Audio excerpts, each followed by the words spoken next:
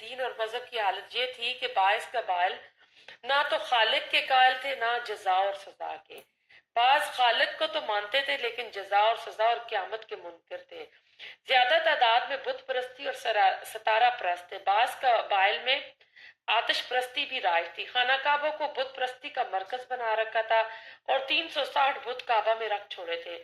شام کی طرف سے آ کر مدینہ اور اس کے نواح میں کچھ یہودی آباد ہو گئے تھے اور یہودیوں کی یہ آبادی حضرت موسیٰ کی وفات کے چند روز بعد ہی ہوئی تھی. ان یہودیوں میں جو مشہور قبائل تھے بنو قریظہ، بنو کینکا اور بنو نذیر تھے. جب نبی صلی اللہ علیہ وسلم مدینہ ہجرت کر کے جائیں گے ان 3 قبائل اور 2 جو تھے انصار کے، ان کا ذکر ہوگا. بت پرستی ملک عرب میں ہر جگہ علانیہ ہوتی تھی. نبی صلی اللہ علیہ وسلم سے 100 سال قبل شاہ پور بادشاہ فارس کے زمانے میں عمر بن لوہی، ہم کو یہ تو پتہ ہے نا عمر بن لوہی نے مکہ میں آ کے بت رکھ لیے تھے، لیکن کب رکھے تھے؟ نبی صلی اللہ علیہ وسلم کی پیدائش سے 400 سال پہلے اس نے رکھے تھے. تو یہ بت لے کر آیا اور اس نے خانہ کعبہ کی چھت پر پہلا جو بت رکھا تھا اس کا نام حبل تھا. اس لیے یہ حبل کی جے بولتے تھے نا. غزوہ احد پہ جب نبی صلی اللہ علیہ وسلم کے دانت شہید ہو جاتے ہیں تو اس وقت ابو سفیان یہ تو کہہ کے بول رہا تھا کہ جے حبل کی، تو پھر نبی صلی اللہ علیہ وسلم نے عمر رضی اللہ عنہ کو، ابو بکر صدیق کو کہ تم کیوں نہیں بولتے ہو، تم بھی تو جواب دو نا. تو پھر انہوں نے کہا تھا کہ ہمارا اللہ ہے اور تمہارا اللہ نہیں. اللہ مولانا والا نہ مولا ہے، تمہارا تو کوئی مولا نہیں ہے. پھر اس کے علاوہ مقام زمزم پر اصاف اور نائلہ 2 بت رکھے تھے. اصاف اور نائلہ بت جب ہم نے شیخ سے پڑھا تھا سورۃ بقرہ کی تفسیر میں تو انہوں نے بتایا تھا کہ یہ 2 اصاف آدمی تھا، نائلہ عورت تھی. انہوں نے حرم میں زنا کیا تھا تو ان کو بت بنا دیے گئے تھے. اور پھر انہوں نے ایک رکھ دیا تھا صفا کی پہاڑی میں، ایک اور مروہ کی پہاڑی میں. اس لیے جب وہ سوال ہوتا ہے نا کہ صفا مروہ کی پہاڑی پہ ہم صحیح کریں، تو ان کے دلوں میں خیال آ گیا تھا کہ پہلے تو یہاں بت پڑے تھے، پتہ نہیں اب ہم کر سکتے ہیں نہیں. تو اس میں پہلے اس بارے میں جو ذکر ہوتا ہے تو یہ پہلے انہوں نے مقام زمزم پہ رکھے ہوئے تھے. اس کے علاوہ جو نوح علیہ السلام کے زمانے کے جو 5 بزرگ تھے نا، یغوز، نصر، ود اور سوا، ان کے بھی بت بنے ہوئے تھے. اور یہ جو قبیلے تھے ان قبیلوں نے اپنا اپنا بت بنا رکھا تھا. ان میں 2 مرد کی صورت میں تھے، نائلہ عورت کی صورت میں تھی، سوا بھی عورت کی صورت میں تھی. یغوز جو تھا وہ شیر کی شکل کا بت تھا، یعوق گھوڑے کی شکل کا تھا، اور نصر جو تھا وہ گدھ کی، جب والچر دیکھتے ہیں نا باہر اٹھتے ہوئے، اس کی شکل کے انہوں نے بت بنائے ہوئے تھے. یہ سارا ادھر ہوتا ہے. کعبے میں جب بت پرستوں کا اجتماع ہوتا ہے ان مقررہ ایام میں، اگر کوئی عرب خانہ کعبہ یعنی مکہ تک نہ جا سکتا تو ایک پتھر جس کو وہ تاوار کہتے تھے نصب کر دیتا اور اس کے گرد طواف کرتا. یعنی اگر وہ کعبہ نہیں پہنچ رہے تو اپنے ادھر ہی رکھ لیتے تھے اور ان کو ذہن میں لا کے اسی کا پھر طواف شروع کر دیتے تھے. ملک اچھا پھر اسی کا پھر یہ طواف شروع کر دیتے تھے. ملک عرب میں خانہ کعبہ کی طرح اور بھی بہت بت پرستی کے کئی مرکز تھے. غطفان نے ایک مکان بالکل خانہ کعبہ کے مشابہ بنا لیا تھا، اس کا نام لیس رکھا تھا. اس کا بھی حج ہوتا تھا. یعنی ہر جو قبیلہ تھا، ہر قبیلے نے کسی نے جبل احد کے پاس، کسی نے اپنے جو ان کا قبیلے کے قریب علاقہ ہوتا تھا، معبد ذوالقاب ان کے نام دیے ہوئے. نجران کا بھی ایک تھا، دارالمندر تھا. تو اسی طرح ہر ایک نے اپنا اپنا بت بنا رکھا تھا. اگر وہاں نہیں پہنچ پاتے تو وہیں ان کے طواف شروع کر دیتے تھے. اب قربانی ان کی کیا ہوتی تھی؟ بت پرست لوگ جب حج کرنے کو آتے تو قربانی کے اونٹ بھی لاتے جن کو کتبوں پر چڑھایا جاتا. ان اونٹوں کے گلے میں جوتا باندھ کر لٹکا دیتے، ان کے کوہان کو زخمی کر دیتے، جو اس بات کی علامت ہوتی تھی کہ یہ قربانی کا اونٹ ہے. پھر کوئی شخص اس اونٹ سے کوئی غرض نہ لیتا، یعنی اس کے اوپر سواری نہ کرتا، کوئی فائدہ نہیں لیتا. اونٹوں کے بچے، پیڑے مختلف چوپاؤں بتوں کے نام پر قربان کیے جاتے تھے. پھر ان میں ستارہ پرستی کی بھی تھی، یعنی عرب جاہلیت میں ستارہ پرستی بھی خوب رائج تھی. اب یہ کہاں سے آئی ستارہ پرستی؟ اس کے بارے میں کوئی واضح دلیل نہیں. کہتے ہیں کہ ستارہ پرستی یہ عرب کے اندر نہیں تھی، یہ باہر سے آئی تھی. اس کے علاوہ جو اکثر قبیلے تھے انہوں نے اپنے بتوں کے نام ستاروں کے ناموں پہ رکھے ہوئے تھے.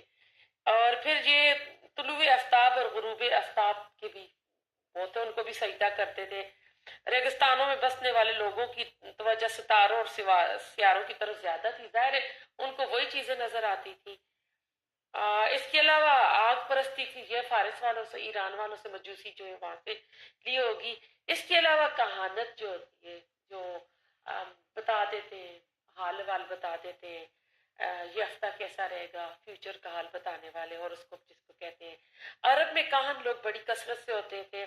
کاہن وہ کہلاتا تھا جو چھپے ہوئے بید جانے اور غیب کی خبروں پر اطلاع رکھنے کا دعویٰ کرے، جو پچھلے حالات کی خبر دے اس کاہن کو، اور جو آئندہ حالات کی خبر دے اس کو عراف، عین را الف فا، عراف کہتے تھے۔ غیب دانی کا دعویٰ کرنے والے مرد بھی ہوتے تھے اور عورتیں بھی ہوتی تھیں۔ پھر ان میں نیک فال اور بد فالی کے بھی یہ بہت کاہل ہوتے تھے۔ کوے کو بہت اس لیے مسافرت، یعنی کوے کو وہ منحوس اور موجب فراق جدائی کا باعث سمجھتے تھے، یعنی کوا جدائی ڈال دیتا ہے۔ ہمارے یہاں تو کوا دیواروں کو بولے تو ہم سوچتے ہیں مہمان آئیں گے، ملاقات ہوگی نا، لیکن ان کے یہاں کوا کا کیا تھا کہ یہ جدائی ڈالنے والا جانور ہے۔ عربی زبان میں چونکہ کوے کو غراب کہتے ہیں، اس لیے مسافروں کو غربت اور مسافر کو غریب کہنے لگے، یعنی کوے کے اثر سے جدائی اور مسافرت میں انسان مبتلا ہوتا ہے۔